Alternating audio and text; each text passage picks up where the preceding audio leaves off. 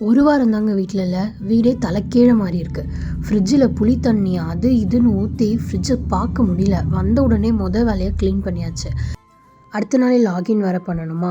So அதனால் அன்றைக்கி breakfast எதுவும் பெருசாக செய்யாமல் லேட்டாக எழுந்து சூடாக ஒரு ஃபில்டர் காஃபி மட்டும் போட்டு குடிச்சிட்டு தான் அன்றைக்கி ஒர்க்கு ஸ்டார்ட் பண்ணேன். கிச்சன் படு மெஸ்ஸி. ஏதோ எங்கே எடுத்து திருப்பியும் ஒரு வீடே ஃபுல்லாக அரேஞ்ச் பண்ணுற மாதிரி இருந்தது. ஜஸ்ட்டு ஒரு 7 நாள் தான் நான் வீட்டில் இல்லை.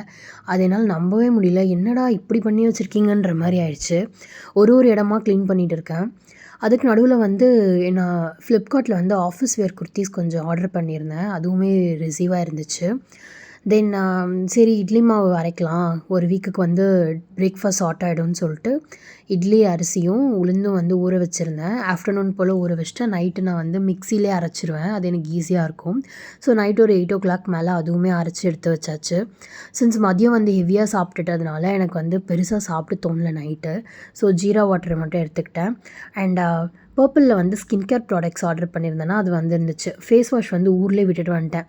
சரி இந்த டைம் ப்ளம்னுடைய நியாசைனமைடு ஃபேஸ் வாஷ் வாங்கலாம் அப்படின்னு சொல்லி வாங்கியிருந்தேன். இது ஒரு ஃப்ரீ கிஃப்ட் மாதிரி கொடுத்துருந்தாங்க.